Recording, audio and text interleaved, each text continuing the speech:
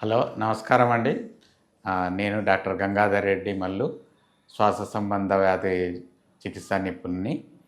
So ఈరోజు కొంచెం pneumonia గురించి నేను కొన్ని మాటలు మీతో చెప్తాను. న్యూమోనియా లేదా లంగ్ ఇన్ఫెక్షన్. సో లంగ్ ఇన్ఫెక్షన్ను ఇంగ్లీష్లో న్యూమోనియా అంటారు.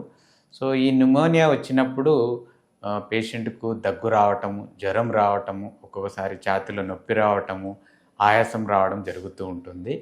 సో న్యూమోనియా ఎక్కువగా చిన్నపిల్లల్లో అంటే 5 సంవత్సరాల లోపల వారికి మరియు పెద్దవారిలో అంటే 60 సంవత్సరాల పైబడిన వారిలో ఎక్కువగా కనపడుతూ ఉంటుంది.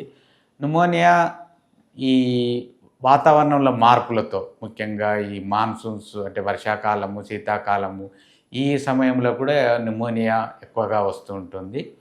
న్యూమోనియా ఇదే కాకుండా ఏదన్నా వేరే జబ్బులు ఉండేవాళ్ళకు అంటే క్రానిక్ బ్రాంకైటిస్, షుగర్ ఉండేవాళ్ళు, కిడ్నీ ప్రాబ్లమ్స్ ఉండేవాళ్ళు, హార్ట్ ప్రాబ్లమ్స్ ఉండేవాళ్ళు, లేదా వయసు మీరిన వాళ్ళు, లేదా క్యాన్సర్ చికిత్స జరుగుతున్న వాళ్ళు, వీళ్ళల్లో న్యూమోనియా ఎక్కువగా సోకుతూ ఉంటుంది. సో న్యూమోనియా వచ్చిన వాళ్ళకు సిమ్టమ్స్ లేదా లక్షణాలు ఏముంటాయంటే జ్వరం రావటము, దగ్గు రావటము, దగ్గినప్పుడు కళ్ళెబడటము, ఒక్కోసారి ఛాతీలో నొప్పి రావటము, లేదా శ్వాసలో ఇబ్బంది కలగటం, ఇవి ముఖ్యమైన సిమ్టమ్స్. సో మరి వీటిని కన్ఫర్మ్ ఎలా చేస్తామంటే వాళ్ళల్లో ఛాతీ ఎక్స్రే తీస్తాము, ఒక్కోసారి సిటీ స్కాన్ కూడా తీయాల్సి వస్తుంది.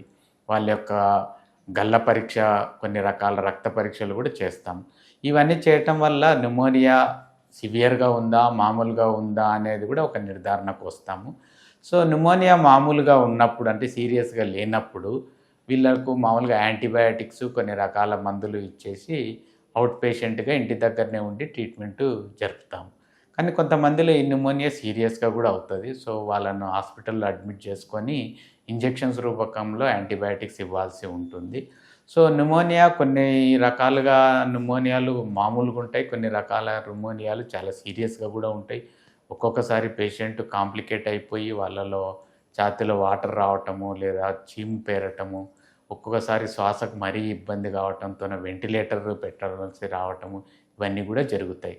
కాబట్టి న్యూమోనియాను అంత తేలిగ్గా మనం తీసేయడానికి లేదు. సో సరైన సమయంలో సరైన పద్ధతిలో నిర్ధారించుకొని దానికి సరైన వైద్యం తీసుకొని న్యూమోనియాను నివారించుకుంటే మంచిది.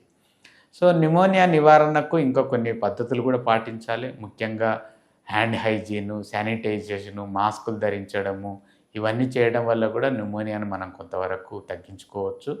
అన్నిటికన్నా ముఖ్యమైనది ఫ్లూ వ్యాక్సినేషన్ ఒకటి, న్యూమోకోకల్ వ్యాక్సినేషన్ ఒకటి. సో ఈ ఇన్ఫ్లుయెంజా వ్యాక్సినేషను, న్యూమోకోకల్ వ్యాక్సినేషన్ తీసుకోవటం వల్ల కూడా మనము న్యూమోనియా నుండి కొంతవరకు మనము కాపాడుకున్న వాళ్ళం అవుతాం. Thank you.